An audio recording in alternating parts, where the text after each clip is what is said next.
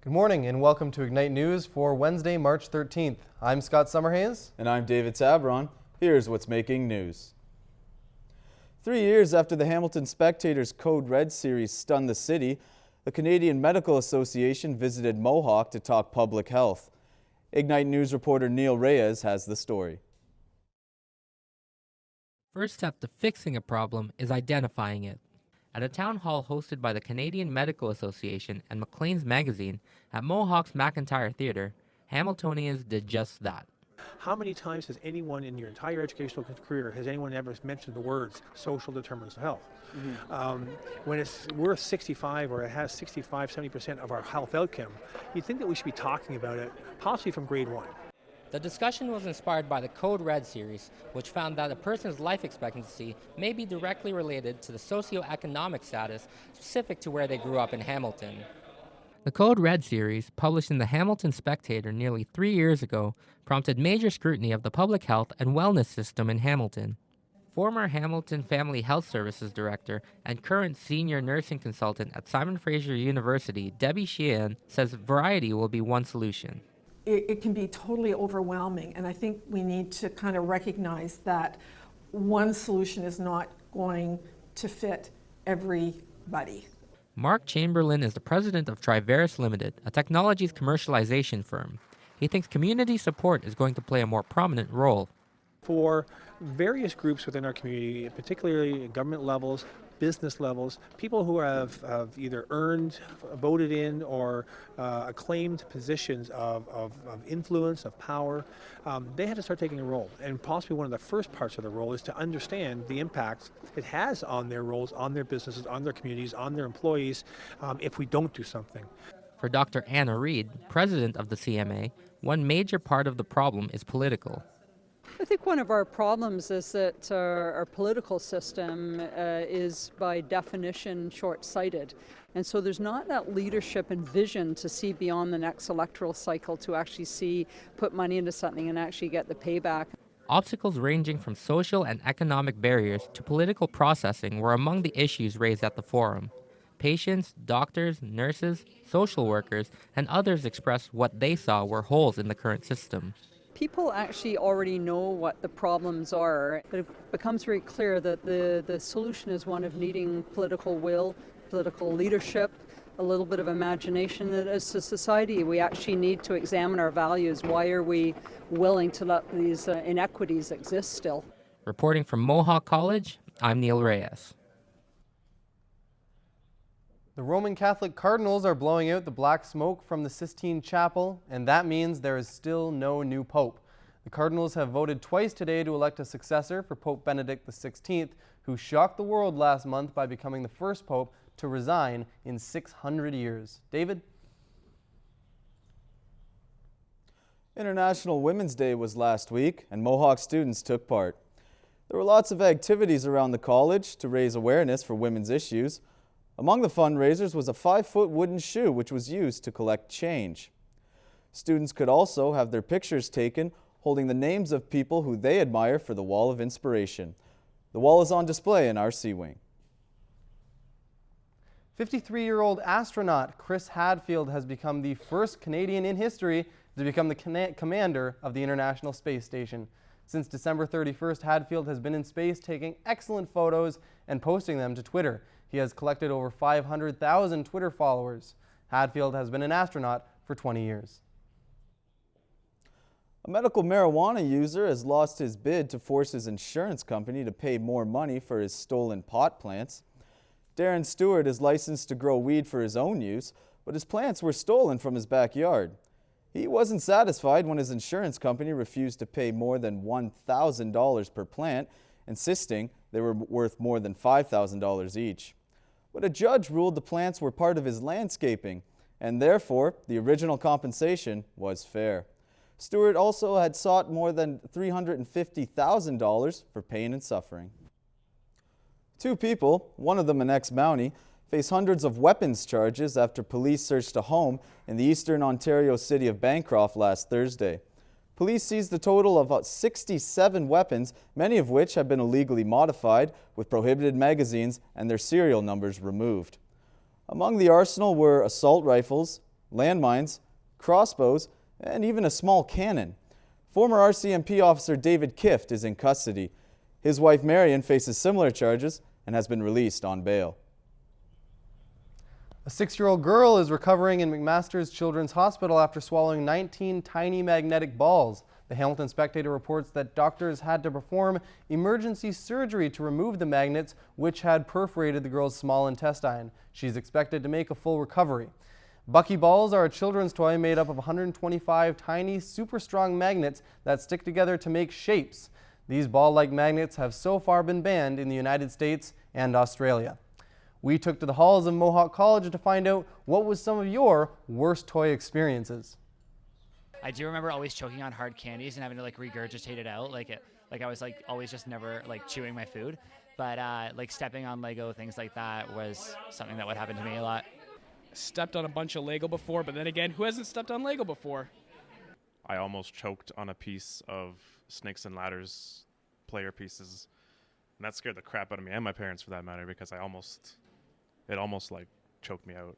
So that was really scary. That was a really scary part of my life. My young niece, actually, she's around 2 years old. She ate a pill that was meant for my brother, and it caused her to choke.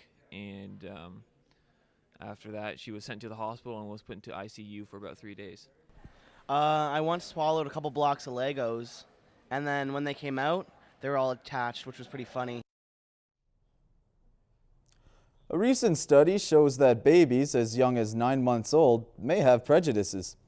The University of British Columbia found that babies prefer those who cause harm to people different from them. The research published in the Journal of Psychological Science tested 112 babies and gave them a choice between green beans or graham crackers. Then 2 puppets were shown enjoying the same foods offered to the child. The puppet who liked the same food as the child then caused harm to the other puppet, and all babies in the study preferred the puppet who is similar to them. Canadian youth took part in a poetry competition in Chicago last week, the first time the event had had international competition. As Ignite News reporter Anna Rittens tells us, the event is designed to give marginalized youth a voice. So we were face the crazy and emotion so beautiful, so either we're turning our backs to the funerals or we are back to the funeral, back to the backwards of a hat. Black is so beautiful. Brian Mulatto is performing his poem at the 13th Louder Than a Bomb Poetry Slam in Chicago. He's one of 4 Canadians that are competing. 12 people, typically 12 people, that's the standard, where they would compete for maybe 2 to 3 rounds, depending, that's the standard as well, where they compete with original works. That's usually up to 3 minutes, and they get scored from 5 pre-selected judges. The Hamilton Youth Poetry Slam, known as HYPE, is the first Canadian team to compete in Louder Than a Bomb, changing the competition from national to international. Co-founder Kevin Koval explains the competition's roots. And in the city council was also trying to pass an anti-gang loitering law that was locking up kids of color for hanging out in groups of more than one. And we were in a lot of schools at that time, running around doing creative writing exercises in Chicago high schools, and we found that a lot of our students were being locked up just based off what neighborhood they lived in or what they looked like. And so we wanted in that moment to create a culture of hope in this moment of grand fear. Canadian Patrick DeBellin explains how he got into poetry. I wrote this one rant about the education system when I was in high school in grade 12, and then got expelled at my talent show. See, she told me she was moved by my words when my workshop was over.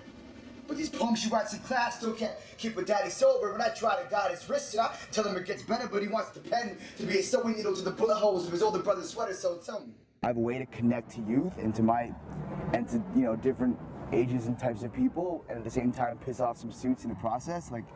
It's just the perfect thing. So yeah, after that I just kept writing. The date is still yet to be determined, but Louder Than a Bomb will be coming to Hamilton for the first time ever this year. Reporting for Ignite News, I'm Anna Rittens. Now let's take a look at what's coming up in weather, entertainment, and sports.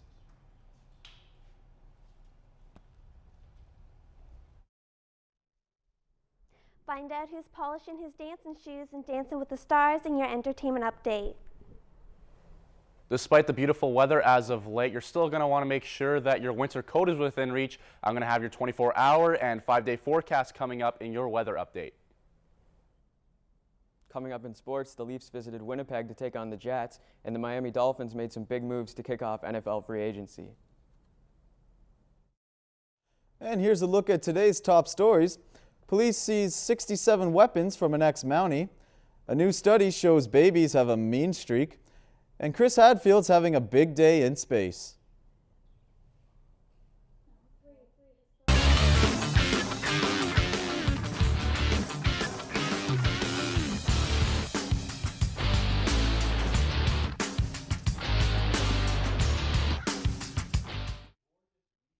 The cold weather this week is going to be pretty chilly. Starting things off in Windsor.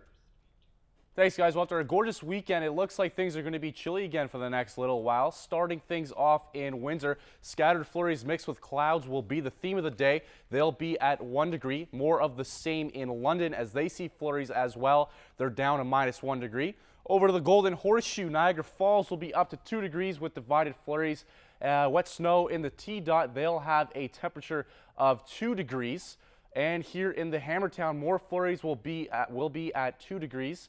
Taking a look at the next 24 hours in Hamilton this evening, those flurries will go away. It will be mainly cloudy. We'll drop down to -4 degrees.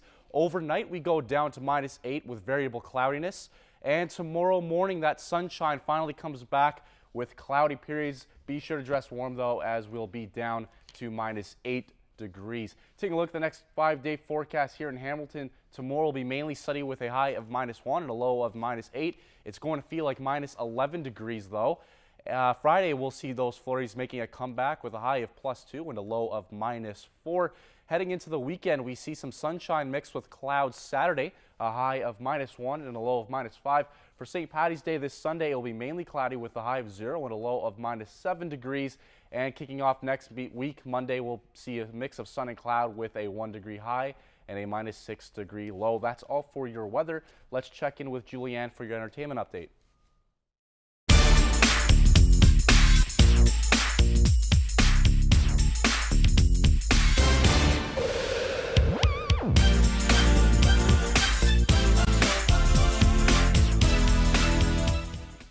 Thanks, Dimitri. One of Disney's favorite characters, Mickey and Minnie Mouse, are returning to the small screen. Disney Channel is set to release 19 episodes of a new show featuring the characters. It'll debut on June 28th. Daisy Duck, Donald Duck, and Goofy and Pluto are scheduled to make guest appearances. Bachelor fans, get ready to see more Sean Lowe. Although The Bachelor ended with Catherine Gugucci accepting the final rose, Lowe is not ready to give up reality television. This time, he'll wear his dancing shoes in Dancing with the Stars as he is set to compete for the Disco Ball Trophy. The 16th season returns on Monday night. Demi Moore has been asking Ashton Kutcher for alimony since their split in 2001. Moore can expect to receive a lot of money since the two of them did not sign a prenuptial agreement. Kutcher has increased his net worth since he has now have the lead role of 2.5 Men. As part of this contract, he earns $20 million a year. That's a wrap for your entertainment. Let's time to pass it over to Brady with your sports.